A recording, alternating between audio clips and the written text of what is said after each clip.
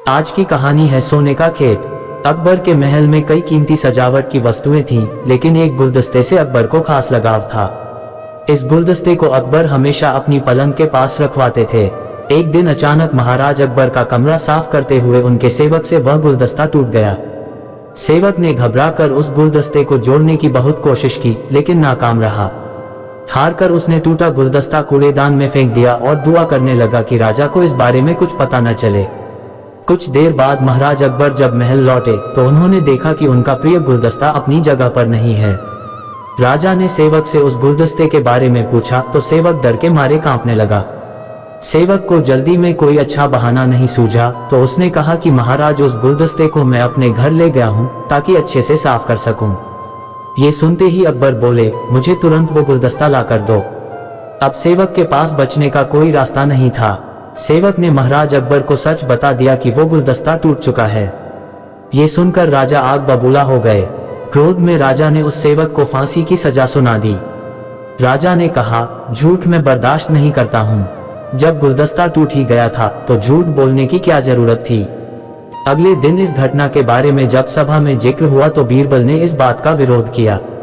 बीरबल बोले कि झूठ हर व्यक्ति कभी न कभी बोलता ही है। किसी के झूठ बोलने से अगर कुछ बुरा या गलत नहीं होता तो झूठ बोलना गलत नहीं है। बीरबल के मुंह से ऐसे शब्द सुनकर अकबर उसी समय बीरबल पर भड़क गए। उन्होंने सभा में लोगों से पूछा कि कोई ऐसा है यहाँ जिसने झूठ बोला हो। सबने राजा को कहा कि नहीं, वो झूठ नहीं बोलते। ये बात सुनते ही राजा ने बीरबल को राज्य से निकाल दिया। राज दरबार से निकलने के बाद बीरबल ने ठान ली कि वो इस बात को साबित करके रहेंगे कि हर व्यक्ति अपने जीवन में कभी न कभी झूठ बोलता है। बीरबल के दिमाग में एक तरकीब आई, जिसके बाद बीरबल सीधे सुनार के पास गए। उन्होंने जौहरी से सोने की गेहूं जैसी दिखने वाली बाली बनवाए और उसे लेकर महाराज अकबर की सभा में पहुंच गए। अकबर ने जैसे ही बीरबल को सभा में देखा तो पूछा कि अब तुम यहाँ क्यों आए हो। बीरबल बोले, जहां पनाह आज ऐसा चमत्कार होगा जो किसी ने कभी नहीं देखा होगा। बस आपको मेरी पूरी बात सुननी होगी। राजा अकबर और सभी सभापतियों की जिज्ञासा बढ़ गई और राजा ने बीरबल को अपनी बात कहने की अनुमति दे दी। बीरबल बोले, आज मुझे रास्ते में एक सिद्ध पुरुष के दर्शन हुए।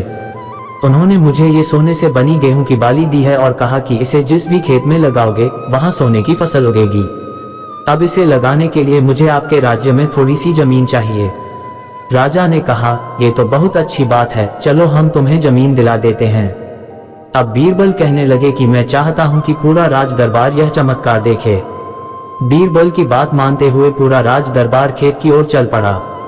खेत में पहुंचकर बीरबल ने कहा कि इस सोने से बनी गेहूं की बाली से फसल तभी उगेगी जब इसे ऐसा व्यक्ति लगाए जिसने जीवन में कभी झूठ न बोला हो। बीरबल की बात सुनकर सभी राजा दरबारी खामोश हो गए और कोई भी गेहूं की बाली लगाने के लिए तैयार नहीं हुआ। राजा अकबर बोले कि क्या राज दरबार में कोई ऐसा व्यक्ति नहीं है जिसने अपने जीवन में कभी झूठ न बोला हो। सभी खामोश थे। बीरबल बोले, जहां पनाह अब आप ही इस बाली को खेत में रोप दीजिए। बीरबल की बात सुनकर महाराज का सिर झुक गया।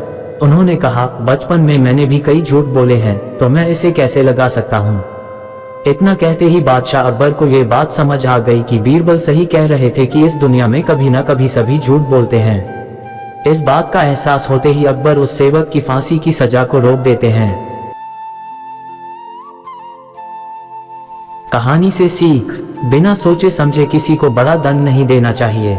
हर काम को सोच विचार कर ही किया जाना चाहिए। साथ ही एक छोटे से झूठ की वजह से किसी व्यक्ति का आंकलन भी नहीं किया जाना चाहिए, क्योंकि कुछ परिस्थितियां ऐसी होती है कि लोग झूठ बोल देते हैं।